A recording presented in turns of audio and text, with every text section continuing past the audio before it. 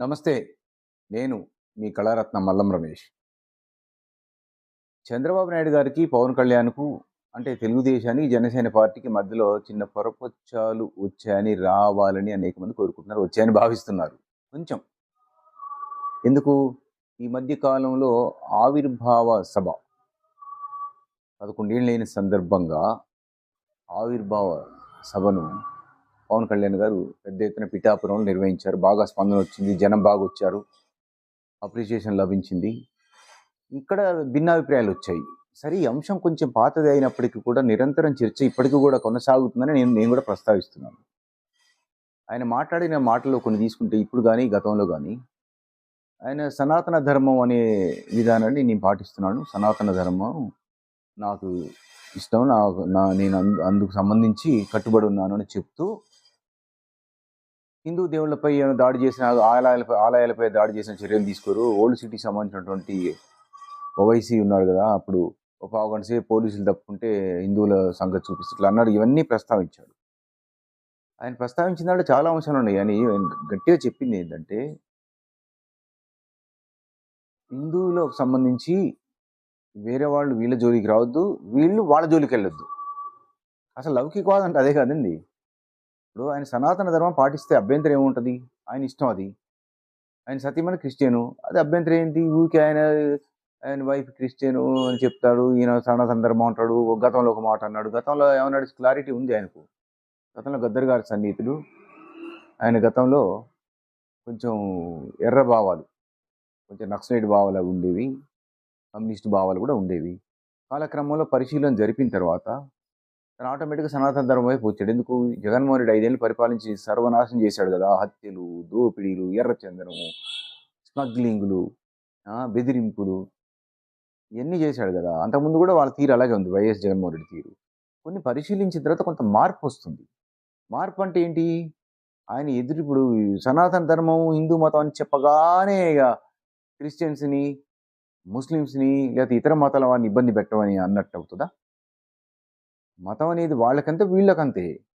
ఈయన చెప్పినదే, పవన్ కళ్యాణ్ చెప్పినదే. ఒకవేళ పవన్ కళ్యాణ్ కానీ ఫలాని మతం వారిని మనం అణిచివేయాలి, ఇబ్బంది పెట్టాలని అని ఉండుంటే తప్పవుతుంది. అలా కాకుండా ఒకరి మతం జోలికి ఇంకొకరు వెళ్ళొద్దు, ఇతర మతాలను గౌరవించాలి, సొంత మతాన్ని ప్రేమించాలి, సొంత మతాన్ని అభిమానించుకోవాలి, సొంత మతాన్ని సిద్ధాంతాన్ని పాటించుకోవాలని దాని ఉద్దేశం. మరి ఇప్పుడు జరిగేది ఏంటండి? ఇఫ్తార్ విందులు ఇస్తూ ఉన్నారు కదా. ఇఫ్తార్ విందులు ఇస్తుండ్రు అంటే అర్థం ఏంది? వీళ్ళు ఆ మతాన్ని గౌరవిస్తున్నారు కదా.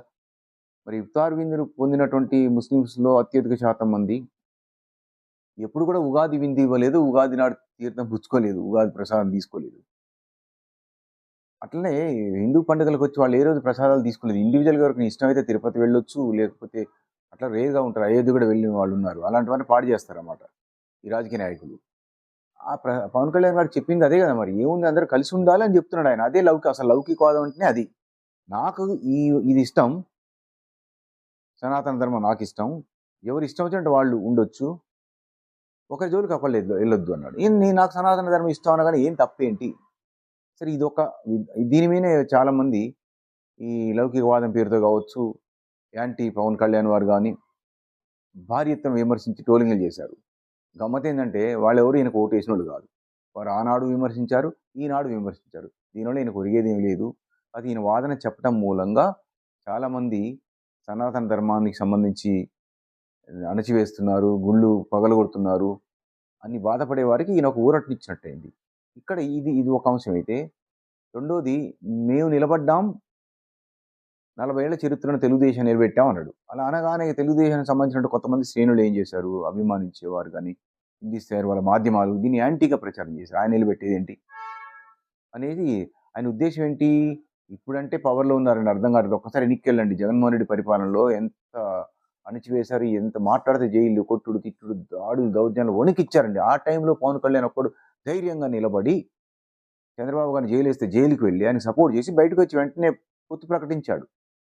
ఆయన ఉద్దేశం ఏంటి? నిలబెట్టాము అంటే కష్టాల్లో ఉన్న టైంలో సపోర్ట్ చేసామని అర్థం. దాన్ని ఏదో చిలువలు పల్లలుగా మలిచి ఏదో కొంచెం విమర్శించబోయారు. ఓకే. కానీ దీనివల్ల ఏమన్నా 2 పార్టీల మధ్య ఏదో అగాధం వస్తుంది అని ఫీల్ అయ్యారు. చక్కగా చంద్రబాబు నాయుడు గారు, పవన్ కళ్యాణ్ గారు బాగా కలిసి ఉంటున్నారు, ఉంటారు, విడిపోరు. ఎందుకంటే వీరిలో ఏమాత్రం గ్యాప్ వచ్చినా జగన్మోహన్ రెడ్డి లేస్తాడు. ఆ సంగతి తెలుసు వీళ్ళకి ఒకటి. రెండోది, నీచ పరిపాలన, దుర్మార్గ పరిపాలన అందించినప్పుడు జగన్మోహన్ రెడ్డి అయినప్పుడు, మరి ప్రజలు అతని పరిపాలన విసిగి ఆర్థికంగా నష్టపోయి ఇప్పుడు కూడా ఆంధ్రప్రదేశ్‌లో ఆర్థిక కష్టాలు ఉన్నాయంటే జగన్మోహన్ రెడ్డి దోపిడే కారణం. అయినప్పటికీ ఏదో నెట్టుకుపోతున్నారు.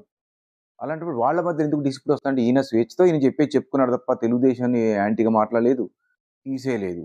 ఇంకా వాళ్ళ కృతజ్ఞత చెప్పిన అర్థం వచ్చేటట్టే మాట్లాడాడు. చంద్రబాబు గారి పేరు గాని, అదేవిధంగా వాళ్ళ అబ్బాయి పేరు గాని, ఇవన్నీ ప్రస్తావించాడు. చాలామంది పేర్లు ప్రస్తావించాడు.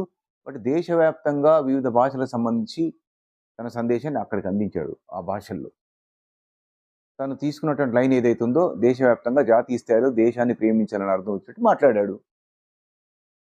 తప్పేం ఇప్పుడు ఆయనకు ఆ స్వేచ్ఛ లేదా? మాట్లాడే స్వేచ్ఛ.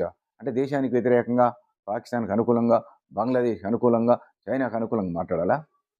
కాబట్టి ఆయన మాట్లాడే మాటేం మార్చడం కాదండి. నేను ఆనాడు అలా ఉన్నాను. నేనిప్పుడు ఈ ఈ విధంగా అయ్యాను.